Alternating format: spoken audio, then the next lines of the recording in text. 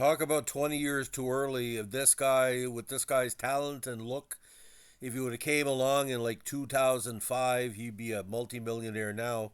But he was an era where people who look like him as a wrestler were underused, and to me, this guy could have been, again, one of the biggest stars of all time with the right management. But it didn't work out. He was, what do you say, late 50s, early 60s when he rose, and he could fit any situation. But like I said, whoever was managing him didn't really use him in his full potential. But I respect him an awful lot.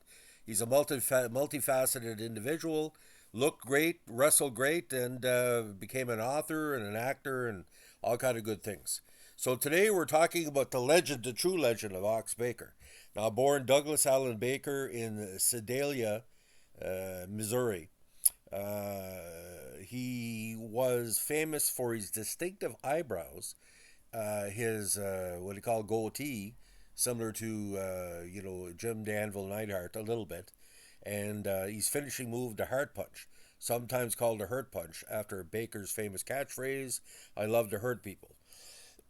He was an actor by appearing in several films, including Bud Circus and, of course, with Escape from New York with Mr. Bridges. Baker was an accomplished high school athlete. He's adopted hometown of Waterloo, Iowa, but he quit school. Later began wrestling to provide financial support to his family, having married and had children at a young age. Some people say 6'8", officially 6'6", 320 pounds. He was trained by Buddy Austin, Pat O'Connor, and Bob Geigel, and debuted all the way in 1964. As time went on, he was winning the majority of his matches by knockout, caused by the heart punch. He later renamed the move to hurt punch when Stan Stasiak, the former world champion from whom Baker adopted the move, objective. Initially debuting as a kind, horn-rimmed, glasses-wearing country simpleton, Baker later turned to a villain. He was known for his unique look with his shaved head and black bushy mustache and eyebrows, and ability to cut a great promo. He was also famous for wearing T-shirts in the ring, declaring himself the Great Heart Puncher. He was one of the first person to promote T-shirts, and of course Hulk Hogan stole that later on. Now in '67, Baker worked for the WWF as the Friendly Arkansas Ox. In his first appearance there, Baker teamed with Armand Hussein in a handicap match versus Gorilla Monsoon. Later on, he went on to fight in different promotions throughout North America, including Stampede in Canada, the World Wrestling Council in Puerto Rico, and the U.S.-based American Wrestling Association throughout the 70s. On June 13, 1971, Baker and his partner, The Claw, were wrestling in the AWA Midwest Tag Team title match against Alberto Torres and Cowboy Bob Ellis in Verderg, Nebraska. Torres unfortunately died shortly after the match, with the cause determined to be the result of heart disease. This was worked into an angle in which Baker's heart punch was blamed to reinforce Baker's wrestling heel persona. Now, on August 1st, '72, he lost to Ray Gunkel. Following the match, Gunkel also died. His death had been variously attributed to a blood clot which led to a heart attack, or simply to heart disease. Again, the death was worked into Baker's character. And in '74, a riot erupted in Cleveland when he continually hard punched his opponent, Ernie Big Cat Ladd, after the match was finished. And rumor has it he was banned from Cleveland. Now, during his career, he defeated Cowboy Bob Ellis for the WWA World Heavyweight title in Indianapolis, and Carlos Colon for the WWC Universal Heavyweight Championship in Puerto Rico's World Wrestling Council. Now, Baker bet the Sheik to win the Detroit version of the U.S. Heavyweight title. He also won the NWA American Heavyweight Championship and the NWA Texas Heavyweight title several times. In addition, he was a multi-time tag team champion. He teamed with Ole Anderson and Skandar Akbar to capture tag team titles in the National Wrestling Alliance and the National Wrestling Federation. Baker also teamed with Chuck O'Connor to win the WWA World Tag Championship in '76. He also teamed with superstar Billy Graham to hold the NWA Florida Tag Team Championship. He's also known for a feud with Randy Savage in International Championship Wrestling, the Southern promotion that Savage ran with his father Angelo Poffo and his brother Leapin' Lanny. Late in his career, he appeared with Central States Wrestling as a face and feuded with Rip Rogers, formerly of Atlantic Grand Prix Wrestling. Now, he returned to WWF in '80 and was given the Grand Wizard as his manager. He appeared at a TV taping in Allentown, Pennsylvania on March 25th, but left shortly after and never wrestled for the WWF again, supposedly money. Now in '88, Baker returned to AWA and remained under contract with them until later that same year when he officially retired from wrestling. The following year in '89, he opened Ox Baker's Wrestling School, becoming a renowned wrestling trainer. His students included The Undertaker, Brian Clark, and Ox Baker Jr., Ronald Shell, as well as NWA New England superstar The Dark Angel, and his kayfabe twin brother Mickey Biggs of Wrestling Spotlight Radio TV. He also did a commentary for some IWCCW events in the early 90s. He also made an appearance in a Ring of Honor event in 2004, doing their At Our Best event, confronting Dusty Rhodes before the show started and again during the main event that Rhodes was involved in. He also made an appearance in Combat Zone Wrestling on December 8, 2007, at Cage of Death 9 as a guest of Cult Fiction, Half-Breed Billy Graham and Toby Klein. In June 2008, he fought in 2 matches, defeating Moonshine McCoy for Ultimate Championship Wrestling in Florida. In December 2013, he returned to the ring to be crowned the CCW champion after being a surprise entrant in a 13-man battle royal in Ohio. Now, this is where it gets interesting. During the midst of his pro career, he appeared in many films from time to time, most notably during the late 70s and early 80s. He appeared as a fighter in Jackie Chan's The Big Brawl in 1980 and as Kurt Russell's gladiatorial opponent in John Carpenter's Escape from New York. In addition, he was cast in a pro wrestling film named for his catchphrase, "I like to hurt people." On January 1981, Ox was a contestant, get this, and you can see it on YouTube and Facebook's Reels. As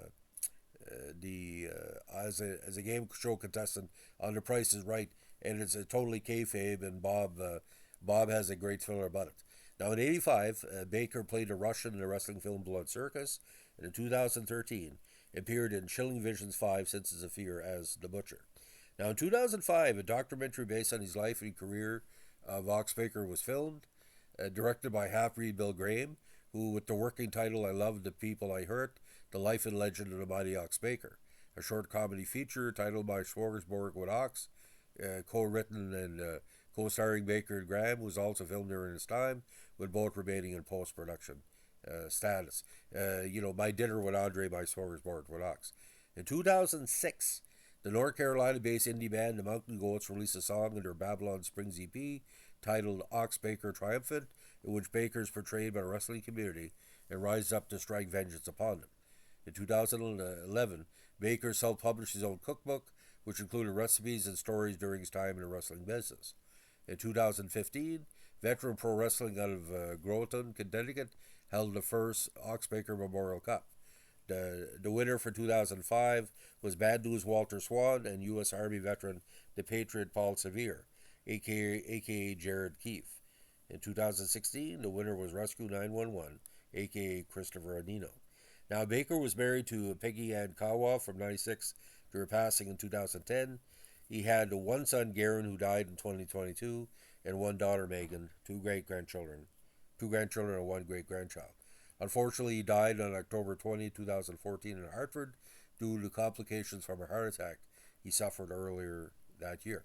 Now, many titles and accomplishments: All-Star Pro Wrestling New Zealand, NWA Australasian Tag Team title one time with King Kamaka, American Wrestling Association, AWA Midwest Tag Team Championship, once with Rock Rakowski, once with the Claude, one with the Great Kasatsu, Atlantic Coast Wrestling, ACW Tag Team title winner, one time with Purple Haze, Big Time Wrestling, NWA United States Heavyweight title, Detroit version, once over the Sheik, Cauliflower Alley Club, Other Honoree 2002, Championship Wrestling from Florida, NWA Tag Team title winner, once with Superstar Billy Graham, and NWA Southern Heavyweight title winner, Florida version, once.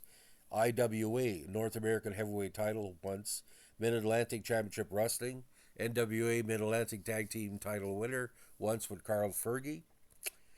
Mid-South Sports, NWA Georgia Tag Team title winner with Skandar Akbar. Midwest Championship Wrestling, International title winner, once. National Wrestling Alliance Hall of Fame 2014. NWA Big Time Wrestling, American Heavyweight title once. NWA Texas Heavyweight title one time. NWA Hollywood Wrestling, Tag team title winner once with Enforcer Luciano, and NWA World Tag Team Championship LA version once with, again, Enforcer Luciano.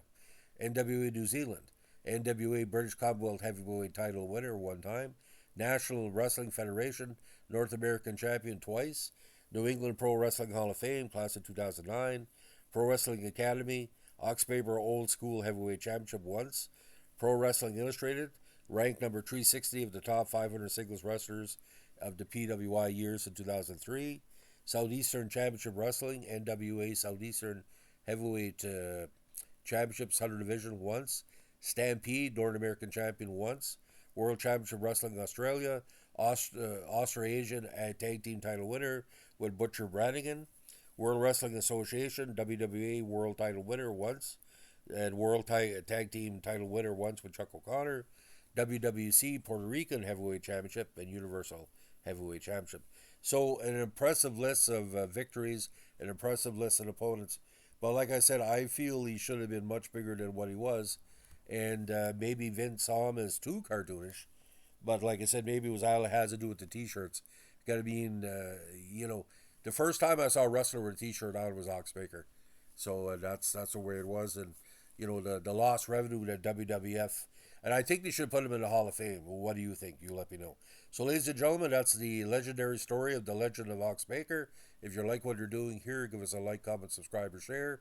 And don't forget the heart punch, man. Just like the claw from my old friend Killer Carl Krupp, dangerous, dangerous situation. It didn't kill those two people, but it may have contributed. We never know. Thanks for listening, and don't forget, storm's coming this week in New Brunswick, so be careful. Bye.